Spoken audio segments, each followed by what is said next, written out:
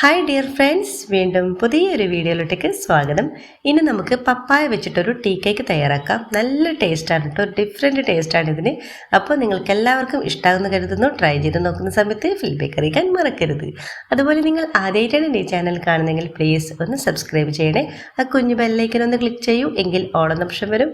അതും കൂടെ ഒന്ന് ക്ലിക്ക് ചെയ്യുമ്പോൾ ഞാനിടുന്ന പുതിയ വീഡിയോസിൻ്റെ നോട്ടിഫിക്കേഷൻ നിങ്ങൾക്ക് കൃത്യമായിട്ട് കിട്ടും. അപ്പോൾ ഇതെങ്ങനെ തയ്യാറാക്കുന്നത് നോക്കാം.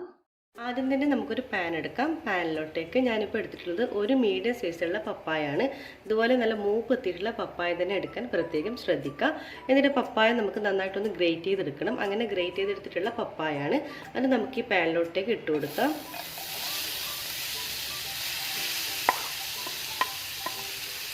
കൂടെ തന്നെ 3 ടേബിൾ സ്പൂണോളം പഞ്ചസാര കൂടി ചേർത്ത് കൊടുക്കാം. എന്നിട്ട് നന്നായിട്ട് നമുക്കൊന്ന് വെളിയിച്ചെടുക്കണം. പഞ്ചസാരയും പപ്പായയും കൂടി നന്നായിട്ടൊന്ന് മിക്സാക്കി എടുക്കാം. കൂടെ തന്നെ 1/2 ടീസ്പൂണോളം നെയ്യ് ചേർത്ത് കൊടുക്കുന്നുണ്ട്. അപ്പോൾ നല്ലൊരു ടേസ്റ്റ് ഉണ്ടാവും ഇതിന്. എന്നിട്ട് നന്നായിട്ടൊന്ന് മിക്സാക്കി എടുക്കാം. നമ്മുടെ പപ്പായയിൽ നിന്നും നല്ല കുറച്ചൊക്കെ ഇങ്ങനെ ഇതുപോലെ നീര് വരും. അതും കൂടി നന്നായിട്ടൊന്ന് മിക്സാക്കി എടുക്കണം. ഈ ഒരു പഞ്ചസാര ഒന്ന് നന്നായിട്ടൊന്ന് വറ്റി വരണം. അതുവരെ നന്നായിട്ടൊന്ന് മിക്സാക്കി എടുക്കാം. അപ്പോൾ നമ്മുടെ പഞ്ചസാരയും പപ്പായൊക്കെ ആയിട്ട് നന്നായിട്ടൊന്ന് മിക്സായി വന്നിട്ടുണ്ട്. കണ്ട് ഈ ഒരു സ്റ്റേജാണ് നമുക്ക് വേണ്ടത്. നമുക്കിനി സ്റ്റൗ ഓഫ് ചെയ്യാം. എന്നിട്ട് നമുക്കിത് തണുക്കാൻ വേണ്ടി മാറ്റി വെക്കാം. ഇനി നമുക്കൊരു ബൗളെടുക്കാം. അതിലോട്ടേക്ക് ഒരു 4 മുട്ട പൊട്ടിച്ചൊഴിക്കാം. മുട്ടയിലോട്ടേക്ക് 8 ടേബിൾ സ്പൂൺ പഞ്ചസാര ചേർത്ത് കൊടുക്കാം. അതൊന്ന് ടേസ്റ്റ് ഒന്ന് ബാലൻസ് ചെയ്യാൻ വേണ്ടി ഒരല്പം ഉപ്പും കൂടി ചേർത്ത് കൊടുക്കുന്നുണ്ട്. എന്നിട്ട് നന്നായിട്ടൊന്ന് മിക്സാക്കി എടുക്കണം. ഇതുപോലെ നന്നായിട്ടൊന്ന് മിക്സാക്കി എടുക്കാം. ഈ ഒരു കേക്ക് തയ്യാറാക്കാൻ വേണ്ടി നമുക്ക് എഗ് ബീറ്ററിൻ്റെ ആവശ്യമൊന്നുമില്ല. ഇതുപോലത്തെ ഹാൻഡ് വിസ്കോ അല്ലെങ്കിൽ സ്പൂണോ എന്ത് വെച്ചിട്ട് നമുക്ക് ഇതുപോലെ നന്നായിട്ട് ബീറ്റ് ചെയ്തെടുത്താൽ മാത്രം മതി. ഇതിപ്പോൾ ഇവിടെ റെഡി ആയിട്ടുണ്ട്. ഈ ഒരു രീതിയിലാണ് നമുക്ക് വേണ്ടത്. ഇനി ഇതിലോട്ടേക്ക് 2 ടേബിൾ സ്പൂണോളം മൈദ ചേർത്ത് കൊടുക്കാം. ഇതിൻ്റെ കൂടെ തന്നെ 2 ടേബിൾ സ്പൂൺ മിൽക്ക് പൗഡറും കൂടി ചേർത്ത് കൊടുക്കുന്നുണ്ട്. നമ്മുടെ കേക്ക് നല്ല സോഫ്റ്റായിട്ട് കിട്ടാൻ വേണ്ടിയിട്ടാണ് മിൽക്ക് പൗഡർ ചേർത്ത് കൊടുക്കുന്നത്. എന്നിട്ട് എല്ലാം കൂടി ഒന്ന് നന്നായിട്ടൊന്ന് മിക്സാക്കി എടുക്കാം. ഇനി ഇതിലോട്ടേക്ക് 1/4 ടീസ്പൂൺ നമുക്ക് സോഡാപ്പൊടി ചേർത്ത് കൊടുക്കാം.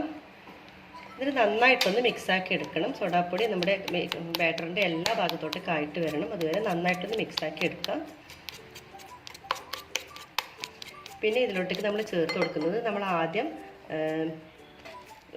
ഫ്രൈ ചെയ്ത് വെച്ചിട്ടുള്ള നമ്മുടെ പപ്പായ ഇതിലേക്ക് ചേർത്ത് കൊടുക്കുന്നുണ്ട്.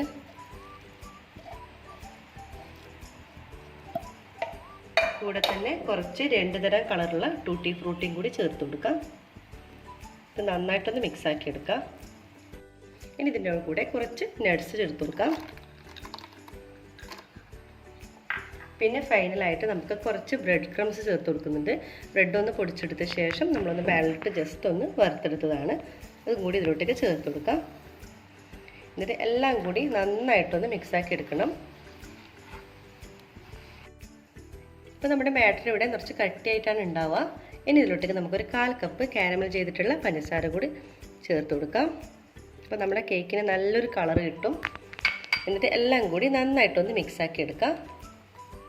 നമ്മളിപ്പോൾ സ്റ്റൗവിലാണിത് നമ്മൾ ബേക്ക് ചെയ്തെടുക്കുന്നത്. അപ്പോൾ ഒരു പാൻ എടുക്കുക. അതിലോട്ടേക്ക് ബട്ടർ പേപ്പറോ അലൂമിനിയം ഫോയിലോ അങ്ങനെ എന്തെങ്കിലും ഒന്ന് വെച്ച് കൊടുക്കുക. അതിലോട്ടേക്ക് നമ്മൾ ഈ ഒരു മിക്സ് ഇട്ട് കൊടുക്കുന്നുണ്ട്.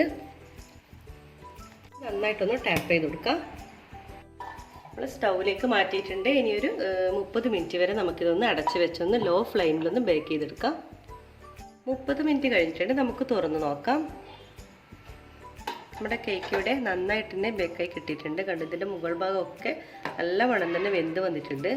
നല്ല സോഫ്റ്റ് ആയിട്ടുള്ളൊരു കേക്കാണ്. നമുക്കിതിൻ്റെ സ്റ്റൗ ഓഫ് ചെയ്തിട്ട് നമുക്ക് തണുക്കാൻ വേണ്ടി മാറ്റി വെക്കാം. അതിനുശേഷം നമുക്കൊരു പ്ലേറ്റിലോട്ടേക്ക് മാറ്റാം.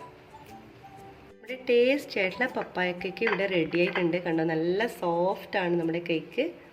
ശരിക്കും ഒരു വെറൈറ്റി കേക്കാണിത്. അപ്പോൾ നിങ്ങൾ എല്ലാവരും തന്നെ ഇതൊന്ന് ട്രൈ ചെയ്ത് നോക്കണേ. നിങ്ങൾക്ക് എന്തായാലും ഇത് ഇഷ്ടമാവും. ട്രൈ ചെയ്ത് നോക്കുന്ന സമയത്ത് ഫീഡ്ബാക്ക് അറിയിക്കാൻ മറക്കരുത്. അപ്പോൾ നമുക്കിതൊന്ന് കട്ട് ചെയ്ത് നോക്കാം.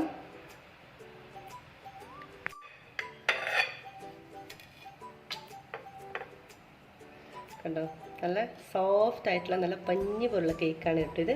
കണ്ടോ, ഉൾഭാഗമൊക്കെ നല്ല പാകത്തിൽ തന്നെ വെന്ത് വന്നിട്ടുണ്ട്. അപ്പോൾ എല്ലാവരും ഇതൊന്ന് ട്രൈ ചെയ്ത് നോക്കണേ, മസ്റ്റായിട്ടൊന്ന് ട്രൈ ചെയ്ത് നോക്കും. നിങ്ങൾക്ക് എന്തായാലും ഈ വീഡിയോ ഇഷ്ടമാവും. അപ്പോൾ ഇഷ്ടമായാൽ ലൈക്ക് ചെയ്യുക, ഷെയർ ചെയ്യുക, കമൻറ്റ് ചെയ്യുക. ഇതുവരെ സബ്സ്ക്രൈബ് ചെയ്യാതെ കാണുന്നവരാണെങ്കിൽ ദയവായി ഒന്ന് സബ്സ്ക്രൈബ് ചെയ്യുക. ഇൻഷാ അല്ലാഹ് വീണ്ടും മറ്റൊരു നല്ലൊരു വീഡിയോയിലൂടെ വീണ്ടും കാണാം. അതുവരേക്കും എല്ലാവർക്കും ഒരിക്കൽ കൂടി താങ്ക്